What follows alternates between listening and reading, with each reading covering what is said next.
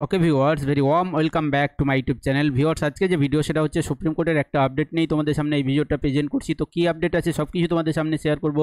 So without any further delay let's discuss together.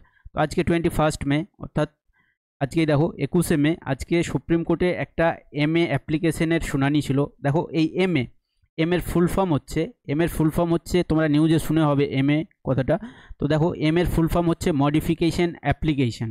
তো এই এর শুনানি হচ্ছিল। এই এর শুনানিতে কি নতুন তথ্য এসছে, তো এই তথ্যটা তোমাদের সামনে আমি শেয়ার করছি। তাহলে কি বললাম, এর ফুল ফর্ম হচ্ছে মডিফিকেশন অ্যাপ্লিকেশন। তো তোমরা জানো যে এই যে 26,000 চাকরি বাতিল মামলায় যারা টেন্টেড চিহ্নিত হয়েছে তাদের অনেকগুলো ভাগ আছে। অনেকে কি করেছিল না, ওএমআর ট্যাম্পারিং করেছিল। আবার অনেকে কি করেছিল, অনেকে র্যাঙ্ক জাম্প করানো হয়েছিল, র্যাঙ্ক জাম্পিং করা হয়েছিল। তো যাদের র্যাঙ্ক জাম্প করা হয়েছিল, যারা র্যাঙ্ক জাম্প করে চাকরি পেয়েছিল, তারাই কি করেছিল না, এই যে MA অর্থাৎ মডিফিকেশন অ্যাপ্লিকেশন ফাইল করেছিল এবং জানতে চেয়েছিল যে তারা নতুন যে ফ্রেশ সিলেকশন সেখানে অংশগ্রহণ করতে পারবে কিনা। কিন্তু আজকের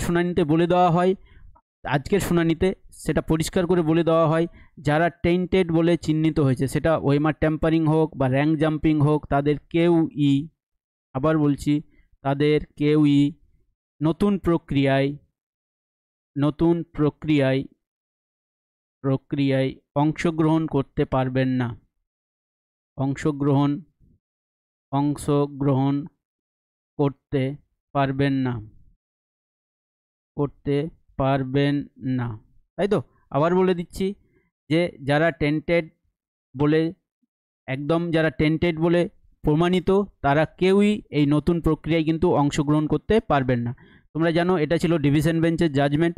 যেহেতু একজন জাজ রিটায়ার্ড অর্থাৎ অবসর গ্রহণ করে নিয়েছেন, সেই জন্য এই যে শুনানি সেটা ছিল অনারেবল জাজ যে সঞ্জয় কুমার, তিনি এই জাজমেন্টটা দিয়েছেন যে যারা টেন্টেড বলে চিহ্নিত তাদের কেউই কিন্তু যে ফ্রেশ সিলেকশন সেখানে কিন্তু অংশগ্রহণ করতে পারবেন না।